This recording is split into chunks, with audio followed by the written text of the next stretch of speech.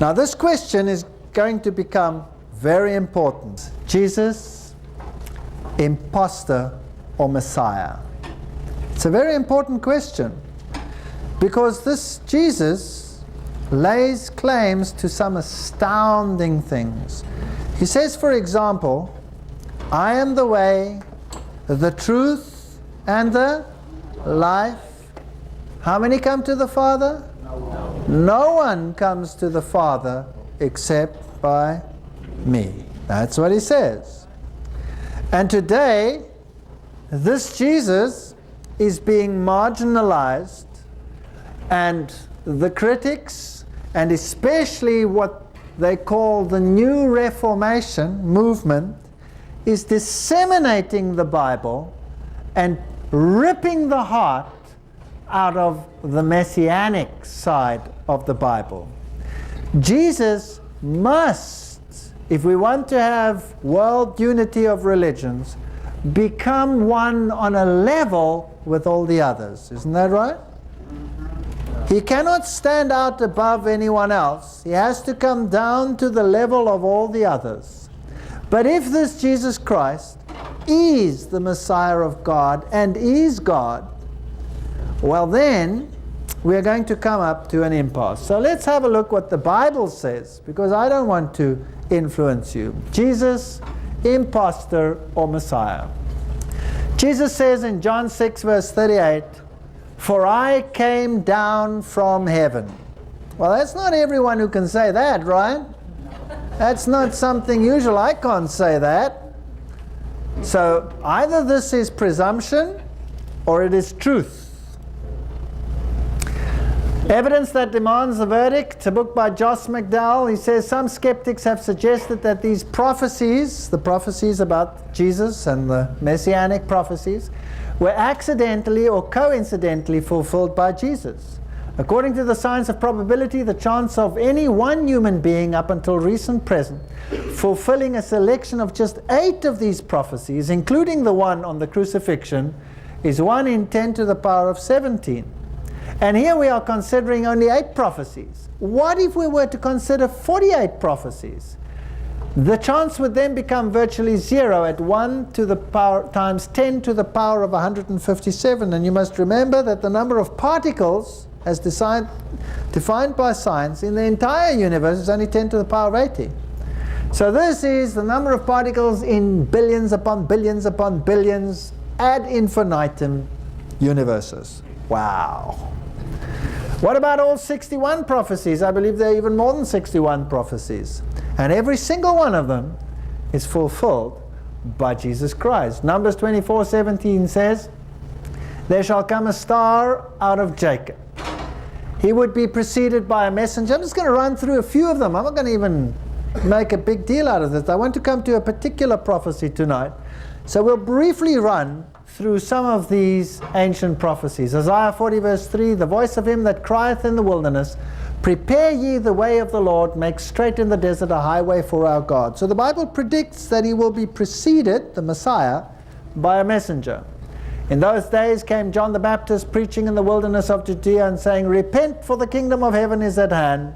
Matthew 3 verses 1 to 3.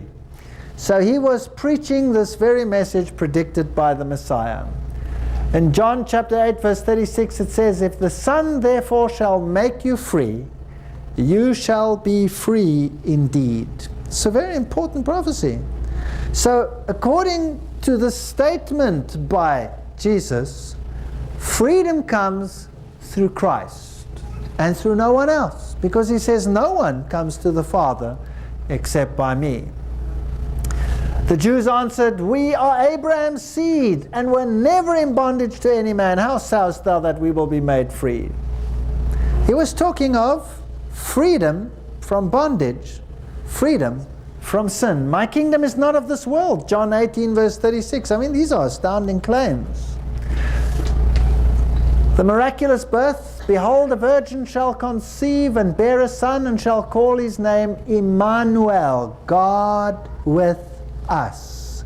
Not just anyone, God with us. You'll say, but he wasn't called Emmanuel, he was called Jesus. Well, you see, in ancient times, The name referred to something. It had a meaning. It wasn't just an objective name.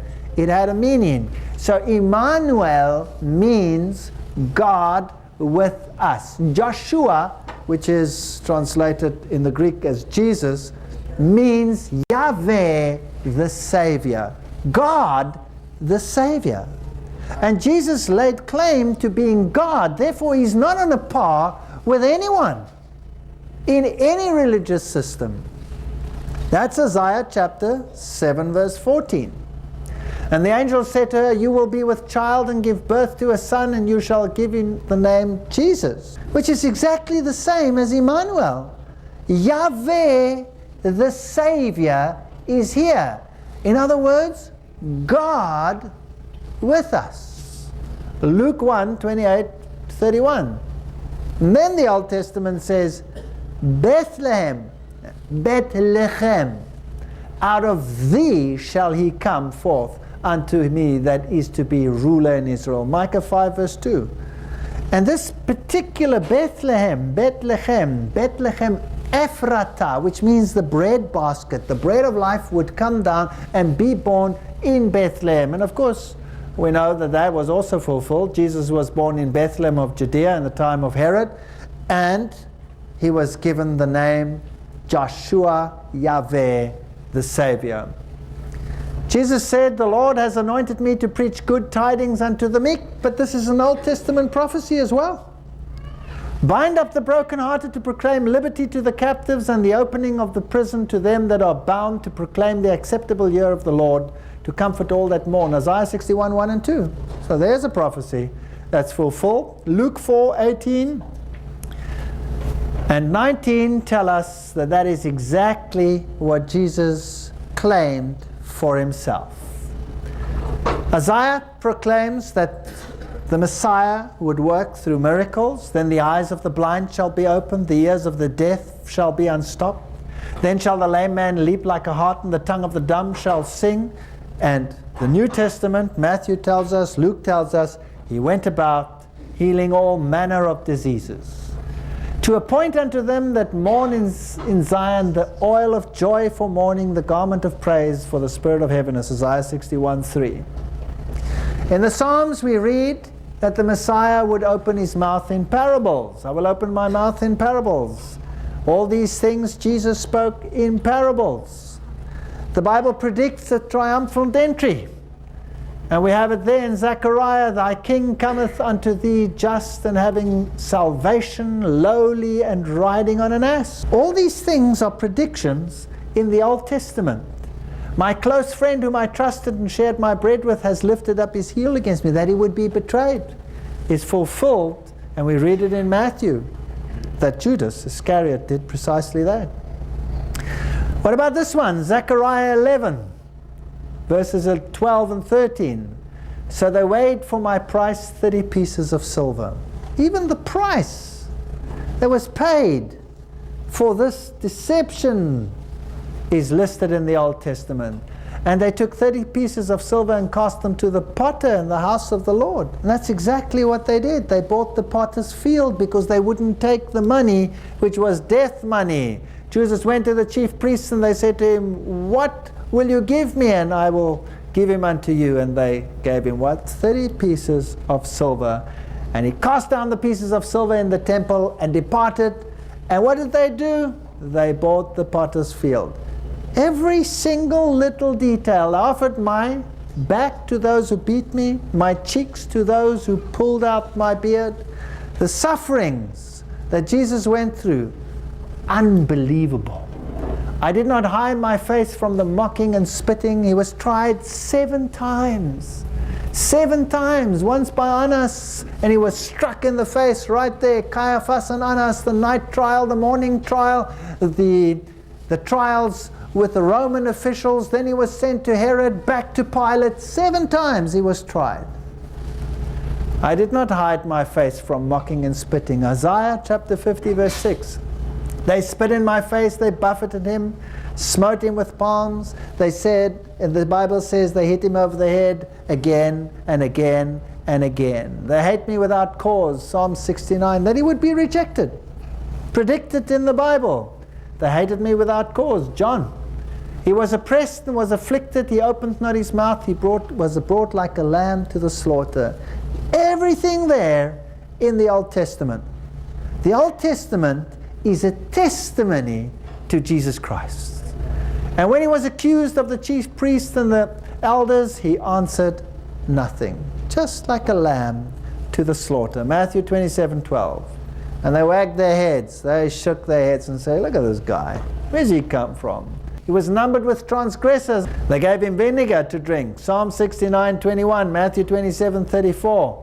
Were crucified with thieves. You know that was the case. Mark 15. Zechariah, they will look on me, the one they have pierced, even the way of the crucifixion. And he bare the sins of many and made intercession for the transgressors. Isaiah 53:12. Beautiful prophecies in the Old Testament about Jesus. Luke 23:34. Father, forgive them, for they know not what they do. Every single aspect about the Messiah was predicted and is fulfilled in Jesus Christ. They divided my garments amongst them, and for my clothing they cast lots. People say, why did he say then, my God, why did thou forsake me? Because it was predicted in Psalms 22 verse 1. Jesus died the death of total separation for you and for me. They pierced my hands and my feet, Psalms 22:16. Even down to that detail, the predictions are there. Psalms 31 verse 5, the last words that he would speak, into thy hands I commit my spirit. Father, into thy hand I commit my spirit. Everything there in the Old Testament. He keeps all his bones, not one of them is broken. Psalms 34:20. That was already a typology with a lamb, with a Passover lamb. It was to be eaten, but not a bone was to be broken. Why?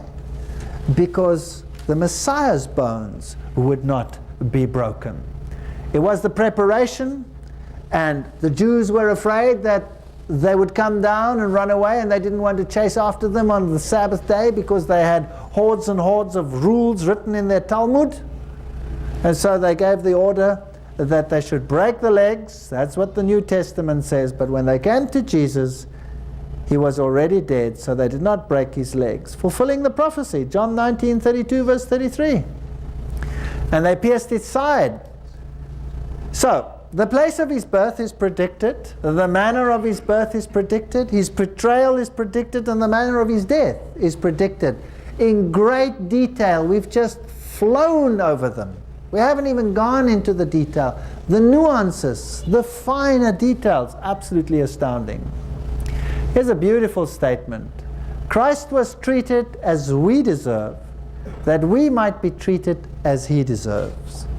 He was condemned for our sins in which he had no share, that we might be justified by his righteousness in which we had no share.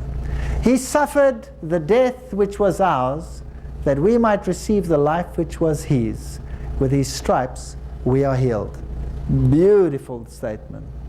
God so loved the world that he gave his only begotten Son, that whosoever believeth him should not perish, but have everlasting life. Isaiah 53 again says, his grave would be with the wicked.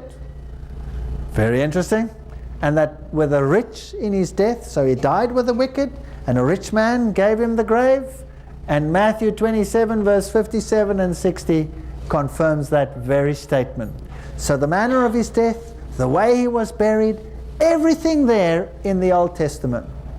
Some of the critics said, well, hang on a second, maybe he wasn't a historic figure after all. Maybe the New Testament writers just wrote all that stuff down to make it look as if Jesus fulfilled the prophecies.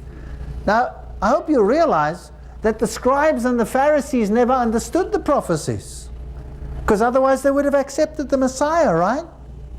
So here we have a story that all these things were changed. And they said that the individuals involved, like Pilate, weren't historic figures. Well, I have news for them, because here was a plaque that was found. It's on display at a museum in Israel, where the very names Tiberius and Pontius Pilatus are there. Historic figures. Let's have a look at some of the historians. Tacitus, the Roman historian who lived AD 115, speaks about Nero's persecution of the Christians of the year AD 46, and he says, Christos, from whom their name is derived, was executed at the hands of the procurator Pontius Pilate in the reign of Tiberius. So there's an extra biblical source which says when these things happened. Then you have Suetonius, the Roman historian, writing about AD 120, and he says, since the Jews were continually making disturbances, remember that the Christians were counted as a Jewish sect, so they were called Jews. Disturbances at the instigation of Christos, he, Claudius, expelled them from Rome. And the Talmud, which is the Jewish traditions, said on the eve of the Passover they hanged Yeshu of Nazareth. So there are sources outside the scriptures which confirm the very issue. Jesus Christ was always central. The Messiah was always central to the religion of Israel. If you look at the sanctuary that had to be built, every single item, every single practice that occurred within this sanctuary is a reference to Christ. The most beautiful story of the plan of salvation is enacted here in the sacrifice of the Lamb, which stood for the Lamb that would take away the sins of the world. If you go on into the sanctuary, there was the laver of washing, where you are washed by the consequences of your action of confessing your sins. Jesus Christ, the light of the world. Jesus Christ, the bread of life. Jesus Christ, the intercessor. Jesus Christ, the mercy. Everything is there. It's a beautiful story. We haven't got time into it. Even in the typology of the high priest stood for Jesus Christ. He was a type, because Paul says we have such a high priest. Jesus Christ, the one who entered into the majesty of heaven. Hebrews 8 verse 1 and 2. We have such a high priest who is set on the right hand of the throne of majesty in heaven, a minister of the sanctuary of the true tabernacle which the Lord pitched and not man. Very interesting stuff. For Christ not entered the holy places made with hands, which are the figure of the true. So that was the figure of the real thing. This was just a type. Now to appear in the presence of God for us. He entered into heaven itself. Hebrews 9 verse 24. The whole Old Testament was a typology of the very acts of Jesus. So now we are faced with a problem. The world is going to expect very soon that everybody acknowledges equality of all. But the Bible says there's only one way to salvation, and that is through Jesus Christ. And that Jesus was not one of many prophets in this world, but that he was the predicted Messiah, the God-man, the one who would come down from heaven to pay the price for sin for your and my salvation. And we have to know where we stand. Well, there's a fantastic prophecy in Daniel which has put this issue beyond a shadow of doubt. So much so that it is a nightmare for those who want to reject Jesus Christ as the Messiah. In Daniel chapter 8, we have also a flow through history like we did in Daniel chapter 2 now, when we did the head and the arms of silver and the bronze and the iron. But here, the whole issue is repeated in terms of animals. And you have here a particular goat with two horns, one larger than the other, and the Bible tells us who it is. We don't have to guess. It's a reference to the Medes and the Persians. And it tells us that while these horns were there, another goat came along with a prominent horn between his eyes. And we don't have to guess. In Daniel chapter 8, it tells us who the horn is. A horn is a king or a kingdom. It says the prominent horn between his eyes is the first king of Greece. So who was it? Alexander the Great. We don't have to guess. The Bible tells us exactly what these symbols stand for. And he says he approached and he attacked the two-horned one and broke off the horns. Medo-Persia was conquered. So there he comes flying, crashes into the other one, breaks off his horns. And Daniel 8:8 says, therefore the goat waxed very great, and when he was strong, the great horn was broken. So Alexander the Great would come to his end, and in its place 4 notable ones would come up towards the winds of heaven. And we know that Greece was divided into 4 regions. Interesting, there were 12 generals fighting over it, but after those battles there were just 4 regions. And out of one of them came forth a little horn which waxed exceeding great towards the south and towards the east and towards the pleasant land. And it waxed great even to the host of heaven, and it cast down some of the host of the stars to the ground and stamped upon it. Yea, it magnified himself even to the Prince of hosts, and by him the daily sacrifices there written cursively. So it wasn't in the original text. That's what it means. In the King James Version, when they write it cursively, it means it's not in the original. So by him the daily was taken away, and the place of his sanctuary was cast down. Now this whole sanctuary stood for the Messiah. And Rome came along and crucified the Messiah. Then I heard one saint, now he's in vision and he's hearing an angel speak to another one, speaking, and another saint said unto that certain saint which spake, how long shall be the vision concerning the daily, sacrifice added, by the way, the daily, which is the tamid. The tamid is the continual. That was that fire that was burning. When they looked at it, the fire meant that the sacrifice was always available, the atonement of Christ. We can come to that in a later lecture. And the transgression of desolation, to give both the sanctuary and the host to be trodden underfoot. And he said unto me, and now we have a time prophecy, unto 2,300 days, then shall the sanctuary be cleansed. Daniel 8:13 and 14. We have a time prophecy. Now we're not going to deal with this prophecy tonight, this 2,300 day prophecy. We'll deal with it in another evening, in detail. So I don't want to go into this into detail, but he is discussing a particular time prophecy. And I want to look at a portion of this time prophecy.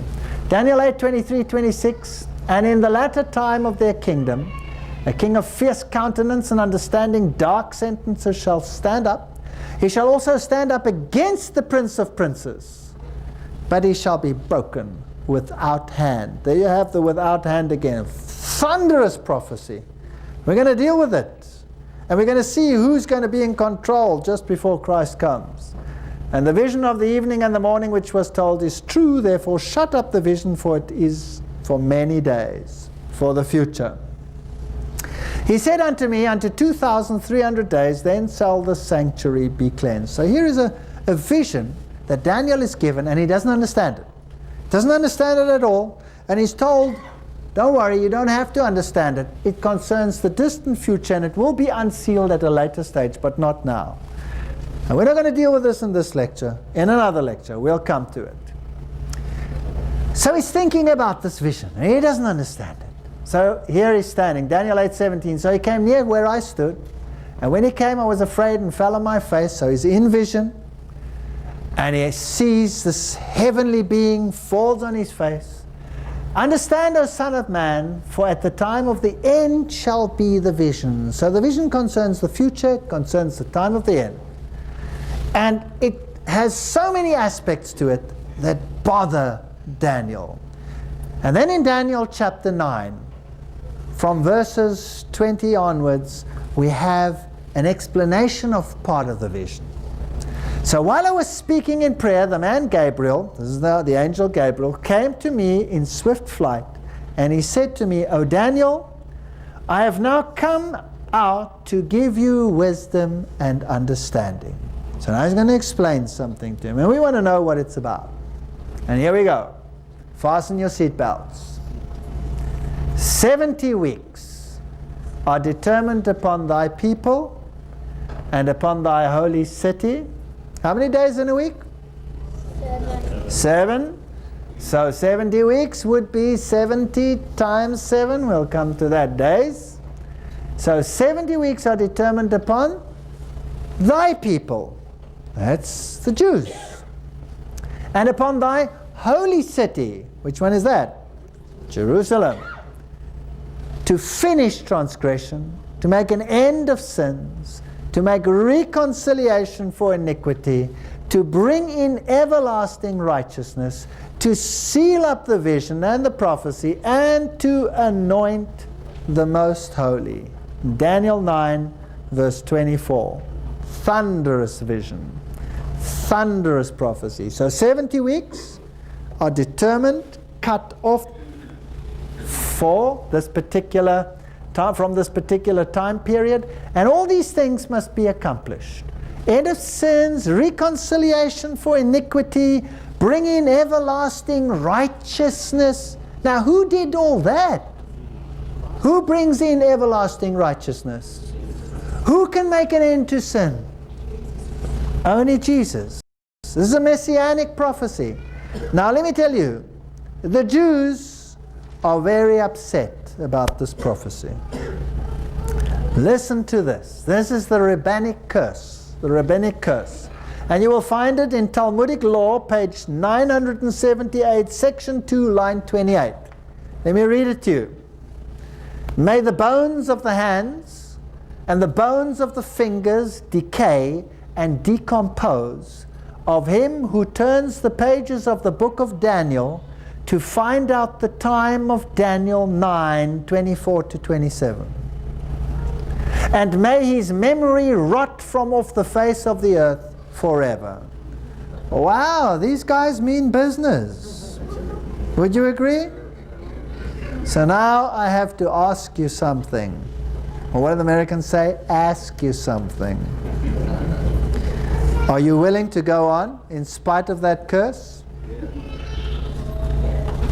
Because if you are going to number with me Daniel 9, 24 to 27, then this curse should theoretically stick to us. But let me tell you something. I serve someone greater than this curse. I have no fear of this curse. And I know why they've got this curse, because if this curse were not there, somebody might number that prophecy and find out whom they really should serve. Let's see. Cut off, determined, separated from, 70 weeks cut off from the bigger prophecy for the Jews. Now let's look at it. In prophecy, a day counts for a year. A week counts, therefore, for 7 days. So a day for the year, the day-year principle, means that it counts for 7 years. Now, can I say that just by myself? Nope. That would be arrogance. So let's get some biblical support. Ezekiel chapter 4, verse 6. I have appointed thee each day for a year. Talking about a prophetic sense. Or Numbers chapter 14, verse 34. After the number of days in which you search the land, even 40 days, each day for a year. So now the proof of the pudding is always in the eating. Let's apply the day-year principle and number the 70 weeks and see where we get. 70 weeks are appointed on your people. 70 weeks, well, a week has 7 days. So how many days is that? That's 490 days. And that is, therefore, 490 prophetic years which are cut off. Cut off from what? Obviously, the 2,300-day prophecy, which he was talking about. So, that would bring us to 2,300 years. 490 years cut off for the Jews. That's what it means. All right, let's have a look a little further. Then the sanctuary would be cleansed at the end of that period. Now, I'm going to deal with only this part of the prophecy tonight. Only this 70 week. In order to find out what this is about, we have to know when the prophecy starts, right? So when do these 2,300 years begin? From when do we start counting the 70 weeks, which the rabbinic code says we're not allowed to study? Well, Daniel 9 verse 24 gives us the answer. There's a curse upon this verse. Interesting, that rabbis should curse a part of Daniel. Does that puzzle you tonight? It would certainly puzzle me if I were you, because it puzzled me like crazy. 70 weeks are determined upon thy people. Know therefore and understand that from the going forth of the commandment to restore and rebuild Jerusalem, unto what? Unto the Messiah. So from the going forth of the decree to restore and rebuild Jerusalem, remember, Daniel is in captivity, Jerusalem is destroyed, and now he's told 70 weeks. And you start counting when? From the time when the decree goes forth, from the going forth of the decree, the commandment to restore and build Jerusalem, unto the Messiah the Prince, shall be 7 weeks and 62 weeks, and the streets shall be built again, and the wall even in troublous times. 9:25. Wow. He just received a messianic prophecy telling Daniel precisely when the Messiah would come. Did you know that? It's in the Bible. Did you know that? Well, let's work it out. 7 weeks, 49 days, 49 years. 62 weeks, 434 days, 434 years. Where does that bring us? The decree to restore and build Jerusalem. And then there would be 7 weeks, temple restored, and then Messiah the Prince. So what do we need? We need a date over here, and we can work it out. Is that right? We need a date.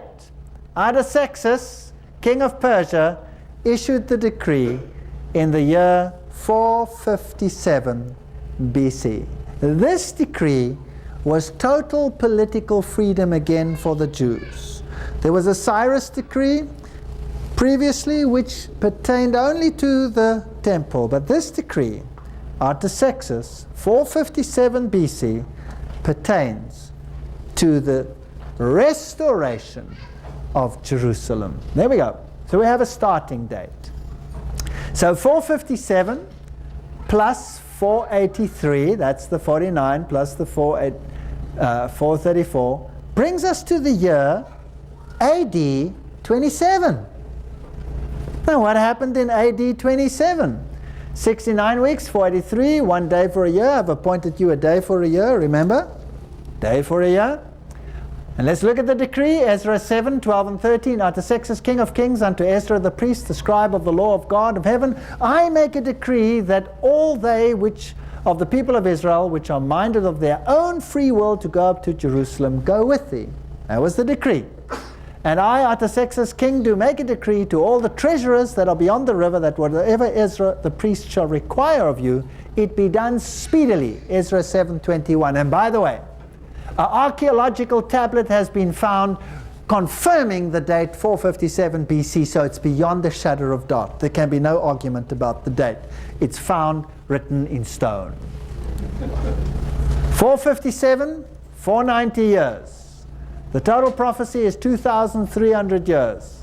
Know therefore and understand that from the going forth of the commandment to rebuild unto the Messiah the Prince, there shall be 7 weeks and 62 weeks. Now 7 plus 62 is how much? That's 69 weeks. The total prophecy concerns how many weeks? 70. So there's another week to go. But the prophecy says that Messiah, which means anointed one, will come after the 69 weeks, and that worked out to which year, do you remember? 27 AD. So the decree went out 457, 69 times 7, 483 days. And total restoration. That was only that particular decree unto the Messiah. So, 27 AD, the Messiah. Now, how old was Jesus when he started his messianic ministry?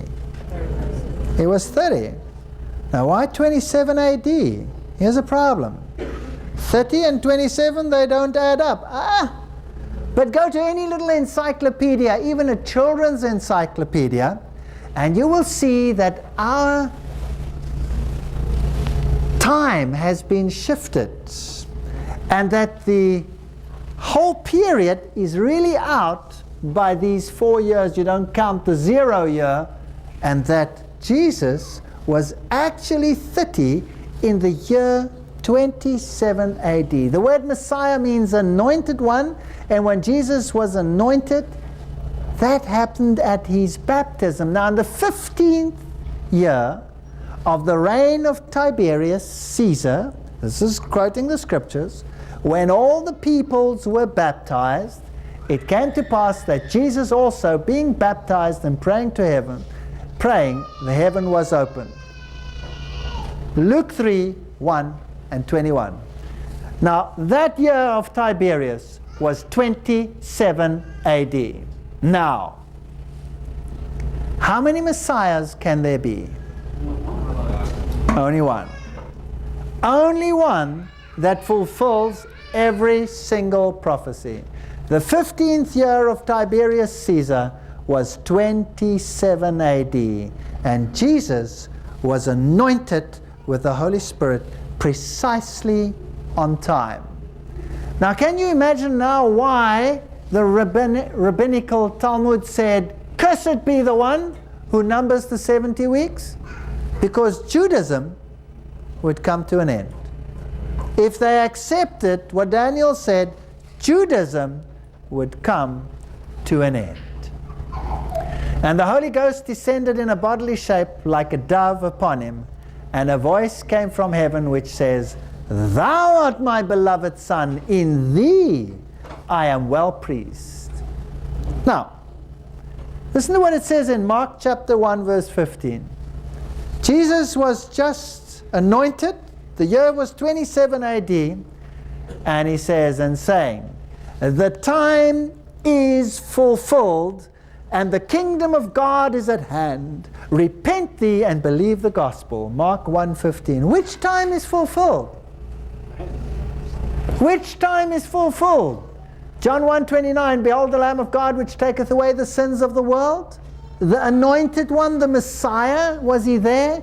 God anointed Jesus of Nazareth with the Holy Ghost and with power, Acts 10:38. That took place at his baptism. So the going forth of the Messiah, who would take the sins of the world upon him, was predicted precisely in the Bible. The date. Galatians 4 verse 4 says, "When the fullness of time was come, God sent forth his Son." Which fullness of time? There was a prophecy that had to be fulfilled, and only Jesus fulfills it.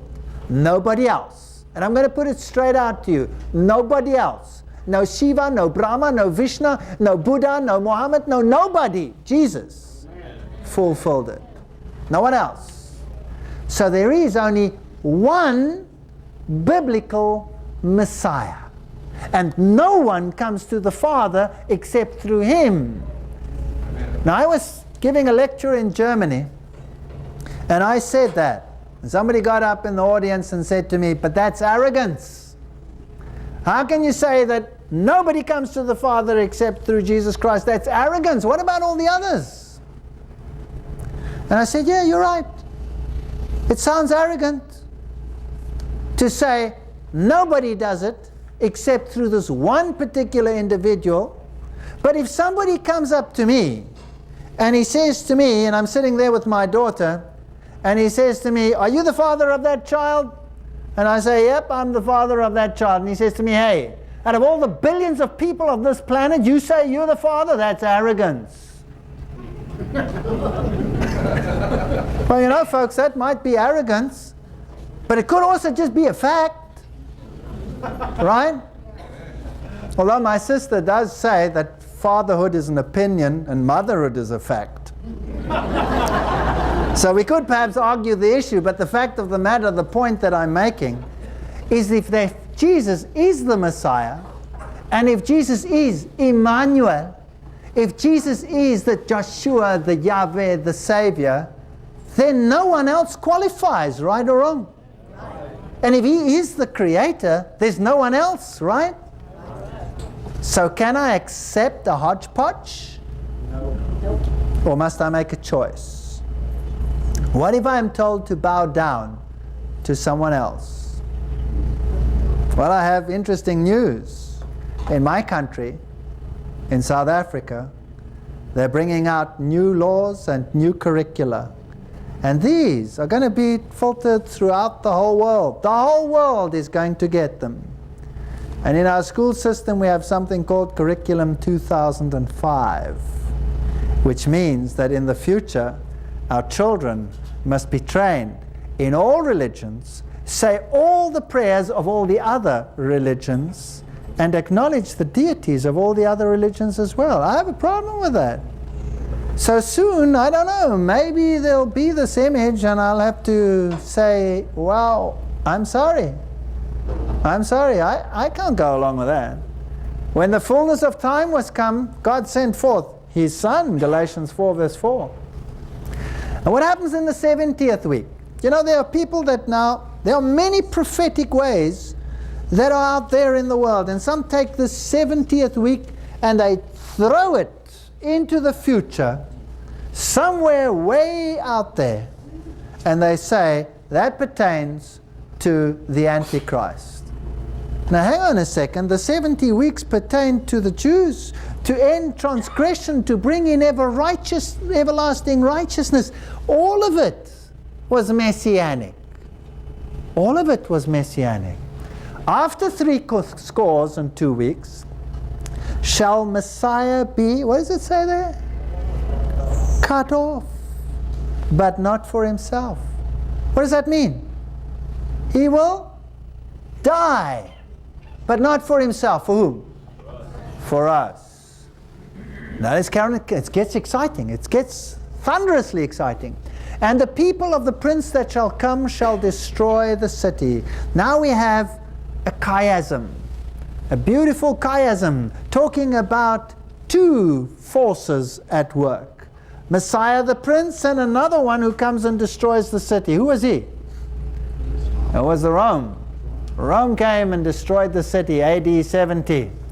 So, Messiah shall be cut off, but not for himself, and the people of the prince that shall come shall destroy the city and the sanctuary, and the end of shall be with a flood, and the end of the war desolations are determined. Daniel 9 verse 26. Then he shall confirm a covenant with many for 1 week. This is now Messiah, the other ruler, Messiah. That's how the chiasm works. So the Messiah will confirm a covenant with many for 1 week. But now note this. In the middle of the week, he shall bring an end to sacrifice and offering. Wow. How did the Messiah bring an end to the sacrificial system? He became the sacrifice. He became the sacrifice. So now we have the 70th week. Now folks, please think about this. The 70th week pertains still to the Messiah. That cannot be thrown into the future. Because in the middle of that week, by the way, the middle of 7 is how much? 3.5. And how long was Jesus active after His anointing? 3.5 years. And in the middle of that week, He was cut off, but not for you and me. And He brought an end to the sacrificial system because He became the Lamb of God that taketh away the sins of the world. Is that right? So only He can fulfill this part of the prophecy. Therefore, can I throw it into the future, or does it pertain to the time of Christ? It pertains to the time of Christ. He shall bring an end to sacrifice and offering. There is one prophetic week or 7 literal years left in the prophecy. What is a half of 7? 3.5. 3.5 years from the fall of 27 AD leads us to the spring of 31 AD. So we have 27, 3.5, and the sacrificial system of the Jews, which the temple stood for, comes to an end. Shall Messiah be cut off, but not for himself? It's phenomenal. This ancient prophecy points to Jesus and to no one else, much to the disgust of many religious leaders in the world today. 70th week, 31 AD, Jesus dies, but there's still a 3.5 left. 70 weeks were determined upon the Jews. What happened in 34 AD? Now let me tell you something. Jesus said to the Jews, to these disciples, go ye first to the lost children of what? Israel. Go ye first to the lost children of Israel. He didn't reject them even at his death. He said, go ye first to the lost children of Israel. And they worked amongst the Jews. But then in 34 AD, something happened. Something happened. They stoned Stephen. They stoned Stephen, and the Christians fled. And who persecuted them? Who was sent after them? You remember? Paul. And Paul received a vision, and he was made the apostle to whom? The Gentiles. Aha! Peter receives a vision of a sheet coming down filled with unclean things, and he's sent to Cornelius, a Gentile. And he comes to Cornelius and he says, God has shown me in vision that I must not call any man unclean or impure. You know, he says to him, that it is unlawful for a Jew to associate with a Gentile, but God has shown me in vision I can come to you. So AD 34, Stephen is stoned. The commission that the gospel would be carried forth by the Jews comes to an end, and the Gentiles take the message further. They preach the risen Christ. Isn't that interesting? And any Jew that wants to be grafted into the vine can be grafted in, but he has to acknowledge Jesus Christ as his personal Savior and therefore become a Christian. And if you be in Christ, then you be Abraham's seed. Amen. That's how it works. Christ was crucified exactly on time according to the prophecy. Exactly as the prophecy foretold it would happen. And in the middle of the week, he was crucified, but still mercy lingered until they totally rejected not only Christ, but his followers as well. According to the prophecy of Daniel's, God's covenant with the Jews would cease, 34 AD. And henceforth you have to be grafted into the vine. They preached and they were rejected. Here at the Sheep's Gate, this is where they brought him up, where they crucified the Savior. They wanted him as their King of Kings, and they wanted him to destroy the Romans, but he came to destroy sin. Yet it was I who taught Ephraim to walk. I took them up in my arms, but they did not know that I had healed them. Hosea chapter 11 verse 3. I led them with cords of compassion, with bands of love, and I bent down to them and fed them. How can I give you up, O Ephraim? How can I hand you over, O Israel? Jerusalem, Jerusalem, how often I wanted to gather you under my wings like a mother hen her chicks, but you would not. Therefore your house is left to you desolate. The time when they would be the carriers of the gospel message would come to an end. As he approached Jerusalem, he saw the city and he wept. He wept. If you had known on this day what would bring you peace, but now it is hidden from your eyes. Why? Because of the hardness of their hearts. The days will come upon when your enemies will build an embankment against you and encircle you and hem you in on every side, and they will dash you to the ground and your children within the walls, and they will not leave one stone upon another. Luke 19. Was it fulfilled? Yes. Look, your house is left to you desolate. So the gospel is carried by the Gentiles. By the way, what does desolate mean? Does it mean there's something left or there's no light? Nothing. Nothing at all. Nothing at all.